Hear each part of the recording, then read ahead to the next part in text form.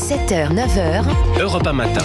Il est 7h12 sur Europe 1. Dimitri Pavlenko, vous recevez ce matin l'ancien ministre et maire LR de Meaux, Jean-François Copé. Bonjour Jean-François Copé. Bonjour. Bienvenue sur Europe 1. Dites-moi, ça va pas fort chez LR. 63 députés dimanche, certes, un de plus que lors de la précédente. Ça va plutôt fort, ça, pour le coup. Ça, c'est bien. Mais écoutez ce qu'a dit hier soir Bruno Retailleau, c'était sur TF1. Je pense que la marque LR est morte. Et je pense qu'il faut reconstruire un grand parti de droite pour la France, faire en sorte qu'il y ait une droite qui propose que le travail paye plus que l'assistanat, qui propose qu'il y ait plus de fermeté, moins de laxisme vis-à-vis de l'immigration, vis-à-vis de la délinquance. La marque LR est morte, Jean-François Copé. Mais, moi, je pense que Bruno Retailleau, il a raison. Voilà, il a raison parce que cette marque LR ne correspond absolument plus à l'idée que je me fais, et qu'il se fait apparemment, mais on est bien d'accord, d'un grand parti de droite moderne qui est capable d'incarner l'ordre, l'ordre dans la rue, l'ordre dans les comptes, l'ordre à l'école, mais aussi le progrès économique, social, scientifique, environnemental.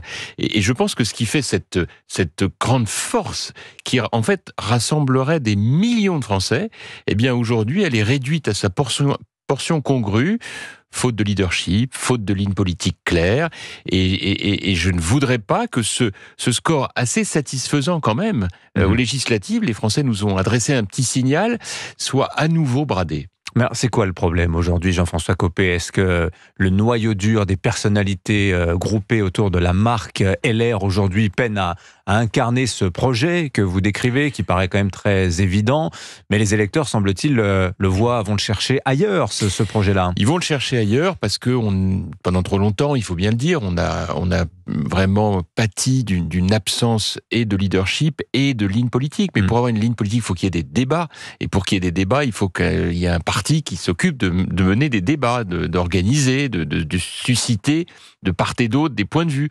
Moi, je sais que lorsque je présidais l'UMP, c'était beaucoup plus important. On avait 400 000 militants et sympathisants à l'époque. J'avais organisé des courants pour permettre que des sensibilités libérales, sociales, européennes ou même souverainistes puissent s'exprimer.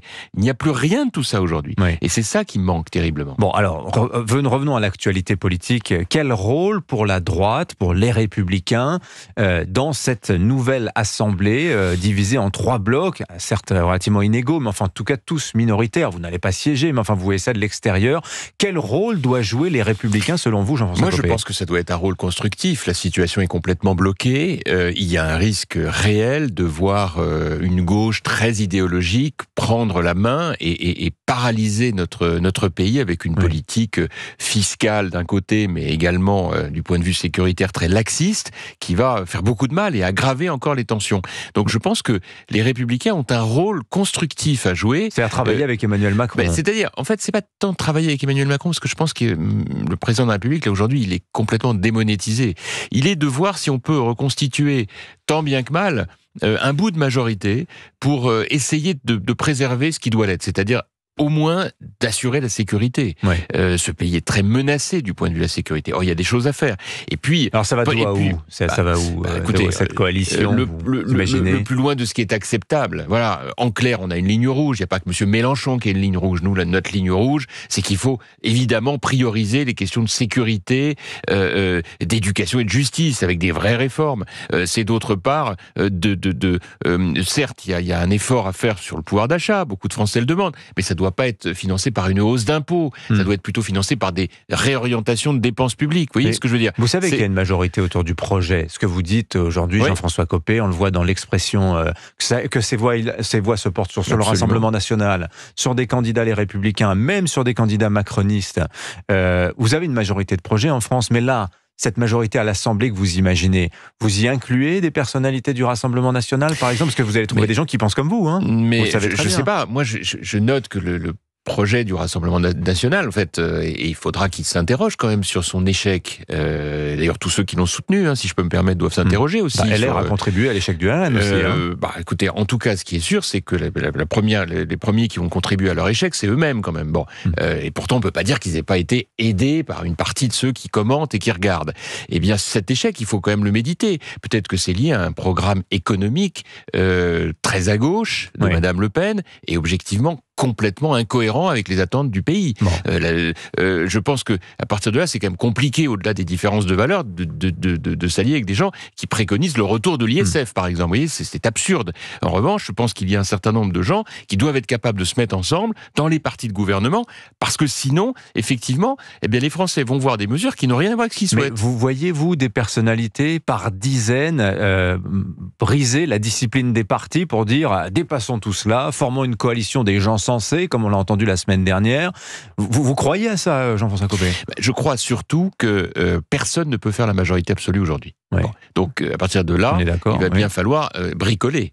C'est toute la folie de cette dissolution. Bon, ce bricolage ne permettra pas de faire des grandes réformes pendant l'année qui vient, mais au moins de limiter un peu les dégâts en essayant de construire un budget qui soit stable et surtout qu'on ne parte pas dans des grands coups de virage sur les impôts, des dépenses publiques qu'on ne pourra pas financer.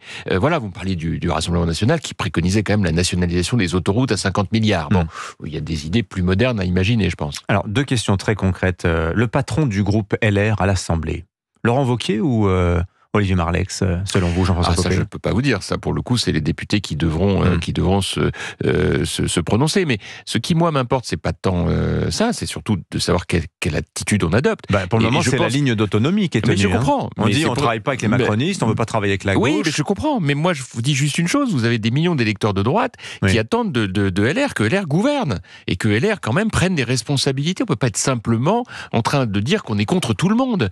Il y a un moment où il va bien falloir qu'on choisisse. Parce que sinon, vous l'avez bien vu, vous savez quel est le pari aujourd'hui de Laurent Wauquiez, par exemple, c'est de dire le chaos va advenir et du chaos surgira un appel.